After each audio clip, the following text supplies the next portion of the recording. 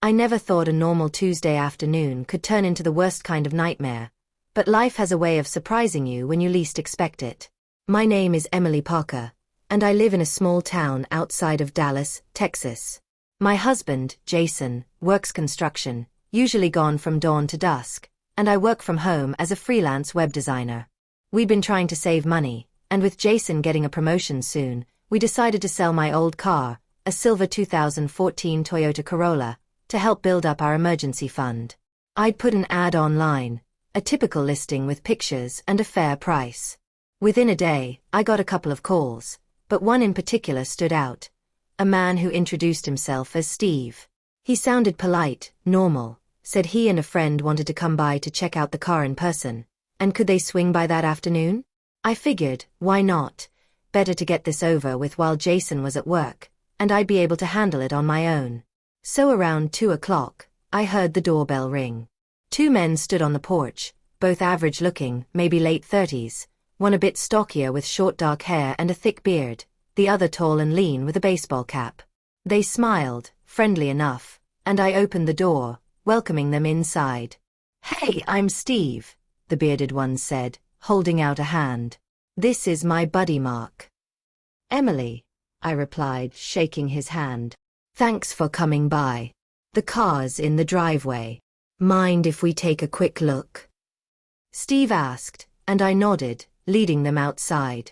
The day was hot, typical July sun blazing down, and I felt sweat trickle down my back as I walked them over to the car. They inspected it thoroughly, Steve crawling practically under the frame, Mark checking the tires, the engine, everything.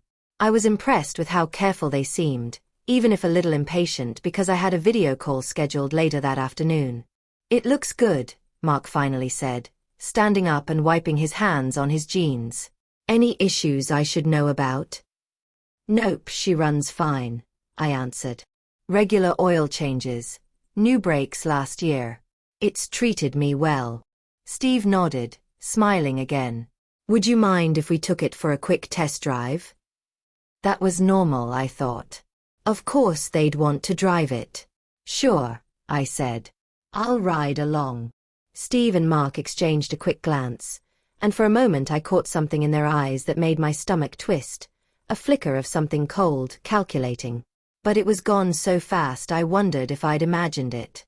I ignored the twinge of discomfort and slid into the passenger seat while Steve took the wheel and Mark climbed in behind me. We pulled out of the driveway, and for a minute everything was perfectly normal.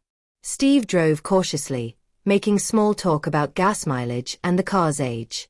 But then, without warning, he took a sudden turn down a back road I didn't recognize, and my heart began to hammer. This isn't the way back," I stammered, gripping the door handle. Steve glanced at me, that same polite smile plastered on his face. "Just want to check how she handles on the highway," he said casually. My gut told me something was wrong, deeply wrong. I tried to stay calm, but Mark leaned forward between the seats, his voice dropping low and hard. "Don't do anything stupid," he said, the friendliness gone from his tone like someone had flipped a switch. "Just sit tight, Emily." Panic slammed into me like a freight train. I tried to open my door, but Mark reached around and grabbed my wrist in a vice-like grip, pinning me to the seat. "Let me out," I shouted, but Steve floored the gas, the engine roaring as we sped down the narrow road, away from my neighborhood, away from any place I knew. "Shut up," Mark hissed, digging his fingers into my arm so hard it made me wince. I realized then that I'd made a horrible mistake. I should have waited for Jason, should have never let strangers in my car alone, should have trusted my instincts when they flickered with doubt. But it was too late for regrets now. They drove for what felt like forever, weaving through a maze of roads until we reached a clearing out past an abandoned gas station. Steve yanked the car into a stop, dust swirling up around us. He killed the engine and turned to look at me, his eyes like shards of ice. "Okay, Emily," he said in a tone that made my skin crawl. "Here's how this is gonna go." Mark pulled something from his jacket pocket. Duct tape. I froze. "No, please," I begged, but Mark slapped the tape over my mouth before I could scream, then bound my wrists with another strip, the sticky material biting into my skin. Steve reached over, patting me almost mockingly on the shoulder. "We're not gonna hurt you, Emily, as long as you do what we say," he said, and that fake kindness was somehow worse than any open threat. I was trembling so hard I could barely breathe, my mind spinning. They climbed out of the car, talking in low voices while I sat there tied up, terror pounding in my chest. Mark popped the trunk and rummaged around, pulling out a ratty old gym bag. I couldn't see what was in it, but Steve nodded, satisfied, and then they turned their attention back to me. "Out," Steve ordered, and Mark hauled me roughly from the seat. My legs felt like jelly, but they shoved me toward the passenger side, making me sit on the ground against the Corolla's front bumper.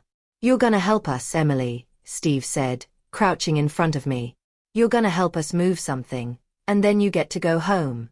Understand?" I couldn't even nod properly with the tape on my mouth, but my eyes were wide, desperate, pleading. Mark cut the tape off my mouth, but left my wrists bound. I gasped in air, voice cracking. "Please, I don't want to be part of this. Just take the car." Steve shook his head. No, you're coming along. We need your help to sell something. You got nice, honest eyes, Emily. People will trust you." I felt sick, my mind reeling. They wanted me to help them, but with what? Steve pulled a handgun from the gym bag, flashing it just long enough to make sure I saw it before tucking it back away. My stomach turned to ice. "You cooperate, you don't get hurt," Steve repeated. "We clear." I nodded, throat dry as paper.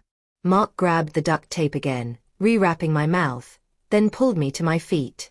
Together they guided me back into the car, this time with Mark in back pointing the gun at me, while Steve drove. We headed back toward town, but not to my house. Instead they parked outside a rundown warehouse on the edge of a commercial district, half the windows boarded up and weeds growing through the asphalt. Steve leaned over, voice eerily calm. "You're gonna go inside with us and talk to some folks. Tell them it's all safe. Then we all walk away. Got it?" I nodded again, because what else could I do? They dragged me out of the car, keeping the tape over my mouth, and led me into the warehouse. Inside, the air smelled of mildew and rust.